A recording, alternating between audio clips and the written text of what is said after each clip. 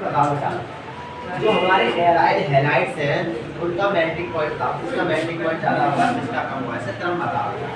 ये बताओ इसका मेल्टिंग पॉइंट ज़्यादा होगा। Aryl chloride fluorobenzene.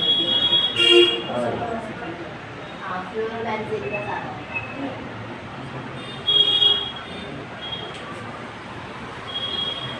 हाँ भाई, अगर इसके बाद एराइल हैलाइड हमारे पास, जैसे aryl benzene, fluorobenzene, fluorobenzene, fluorobenzene, iodobenzene, तो इनका मेल्टिंग पॉइंट ज़्यादा किसका होगा? हाँ भाई, सुनिए ना आपने? थोड़ा सुनिए। हाँ भाई,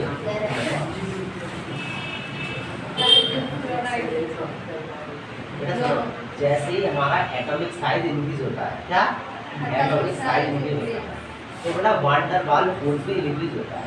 क्या होता है? वान डेर वाल्स फोर्स भी इंक्रीज होता है। ठीक है, तो बेटा क्या होगा, उसको ब्रेक करना पड़ेगा। ब्रेक करने की वजह हीट से ये होगी।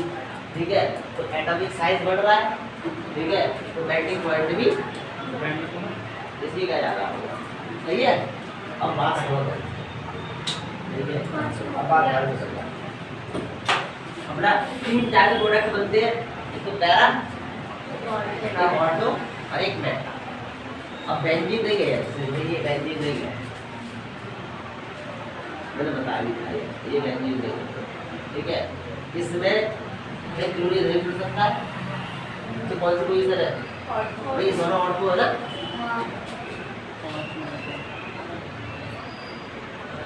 क्लोरीन नहीं मिल सकता है, या दोनों मिल सकता है, कौन सी पोजीशन है? मेटा।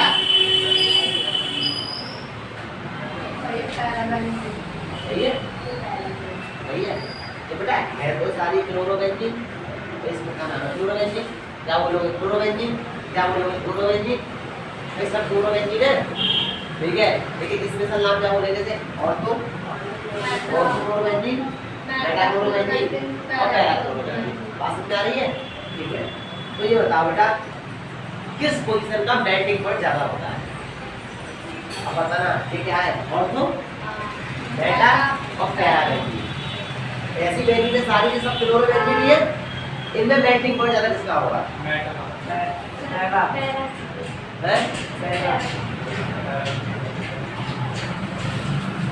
पैरा का क्यों?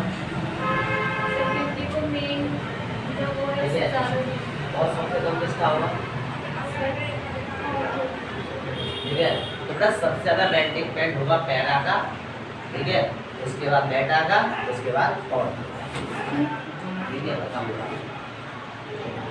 जो पैरा प्रोडक्ट होंगे उसका मेल्टिंग पॉइंट ज्यादा, उसके बाद मेटा प्रोडक्ट सबसे कम, और तो सही है।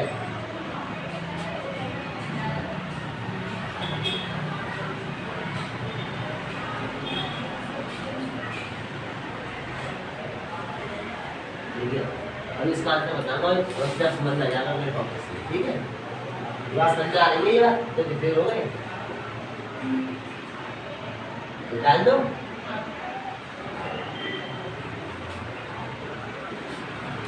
कौन सा एक्टिव होता है, कौन सा एक्टिव?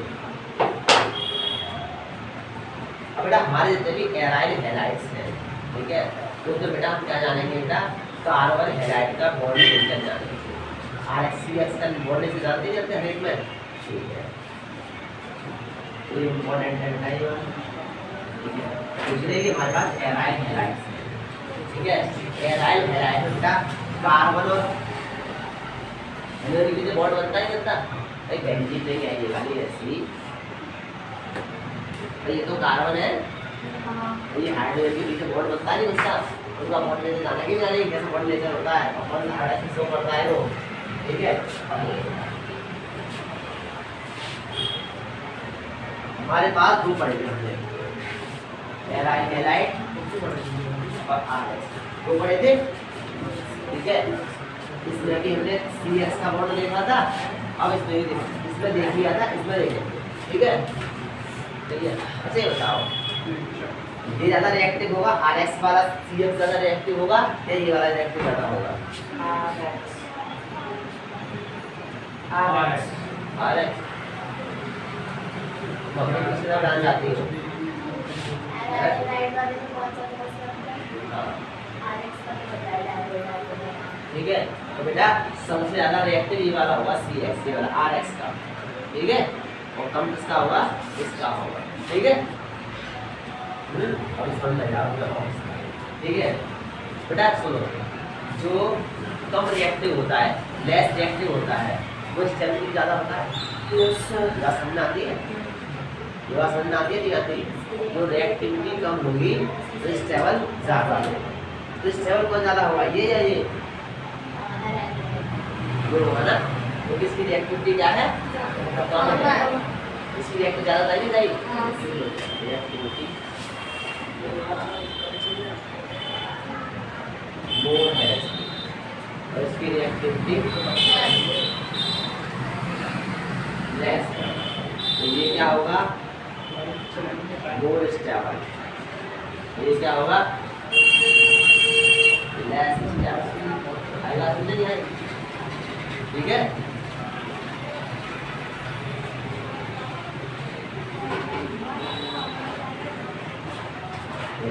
अब इसकी रीजन बता दो, क्या क्या रीजन बेटा मॉइस्चर में। पहला देखो बेटा, जो CX बॉन्ड बनता है, CX और एराइल हैलाइड में CX के बीच में जो बॉन्ड बन रहा है बेटा, उसमें हम हाइड्रोजन देखेंगे, कौन सी हाइड्रोजन पाई जाती है, ठीक है।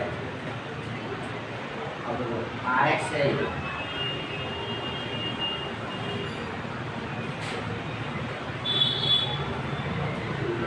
ये कार्बन है या नहीं है, ये कार्बन है ना, इसको भी हाइड्रोजन मिलेगा, पक्की बात है।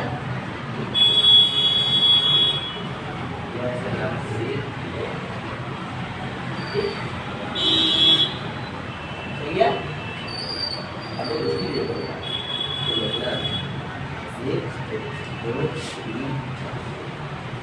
ये कार्बन है ना, ठीक है, ये X जुड़ा हुआ है। तो ये कौन सा बॉन्ड बनना है, ईथर बनना है, ईथर बनना है, ईथर बनना है। सिग्मा कितने हैं, 3। हाइड्रोजन कौन सी होगी,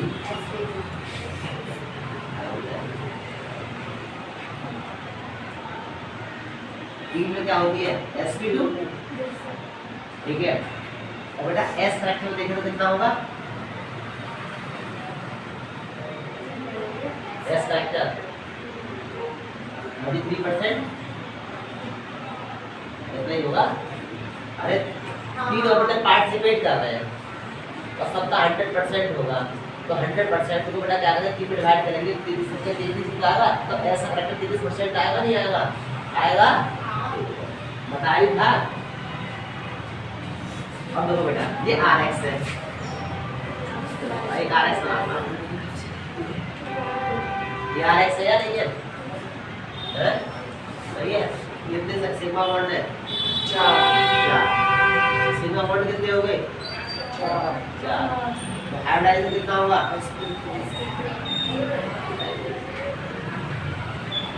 sp3 होगा। S फैक्टर कितना होगा, नहीं 4 से डिवाइड कर दो 25%, पक्की बात है। अब देखो बेटा, इसमें देखना, ये कार्बन, वो ये कार्बन और ये हाइड्रोजन, इनके बीच में क्या होगा बेटा, शेयरिंग होगी, कोऑर्डिनेट होगा और देने के बाद तो जो ये बॉन्ड पेयर का इलेक्ट्रॉन है ना, बात ध्यान सुनना इस बात को, ये बॉन्ड पेयर का इलेक्ट्रॉन है, हाइड्रोजन और कार्बन के बीच में सिंगल बॉन्ड की शेयरिंग हुई है, बॉन्ड पेयर का इलेक्ट्रॉन है। जैसे तुमने पढ़ा होगा, अगर RX में होता तो हाइड्रोजन होता, बॉन्ड पेयर का इलेक्ट्रॉन कौन मतलब खींचता भी, तो हाइड्रोजन खींचता, क्योंकि उसकी इलेक्ट्रोनेगेटिविटी ज़्यादा होती है। लेकिन इसमें क्या होता है बेटा, इसमें ये कार्बन खींच के रखता है अपने पास, जितने भी एराइल हैलाइड है ना, और एराइल हैलाइड में जो बॉन्ड पेयर का इलेक्ट्रॉन है पूरा कार्बन खींच के रखता है अपने पास, ठीक है। और अगर होता ये RX होता तो ऐसा होता, कार्बन और हाइड्रोजन का होता ना, तो हाइड्रोजन बात देते हैं, और बात नहीं आ रही है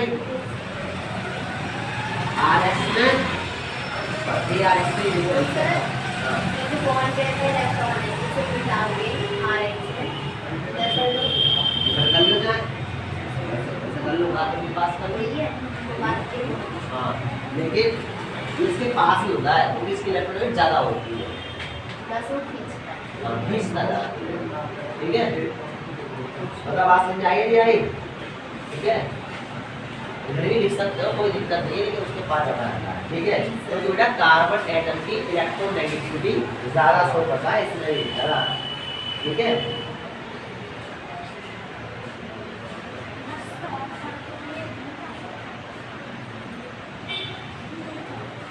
तो बेटा RX में ARX में जो कार्बन एटम की इलेक्ट्रोनेगेटिविटी ज़्यादा होती है और RX में कार्बन एटम की इन दोनों का कंपेयर कर रहा हूँ हाँ ठीक है इन दोनों का RX में जो कार्बन एटम है उसकी इलेक्ट्रोनेगेटिविटी क्या होती है कम होती है इसमें ज़्यादा होती है इसमें कम होती है आई बात समझ नहीं आई ठीक है तो जो कार्बन एटम होगा तो इसमें जो कार्बन एटम है जो कार्बन एटम है वो बॉन्ड पेयर में जो इलेक्ट्रॉन है वो बॉन्ड पेयर के इलेक्ट्रॉन को अपनी तरफ बहुत ज़्यादा तेज आकर्षित करेगा अट्रैक्ट करेगा ठीक है जब तेजी से अट्रैक्ट करेगा तो बॉन्ड बनाएगा तो जो पोलर नहीं होगा ज़्यादा पोलर नहीं होगा ठीक है जब ज़्यादा पोलर नहीं होगा तो बॉन्ड कैसा होगा स्ट्रॉन्ग होगा बॉन्ड क्या होगा स्ट्रॉन्ग और जब बॉन्ड स्ट्रॉन्ग हो रहेगा तो रिएक्टिविटी भी कम होगा होगी रिएक्टिविटी कम इसमें क्या होता है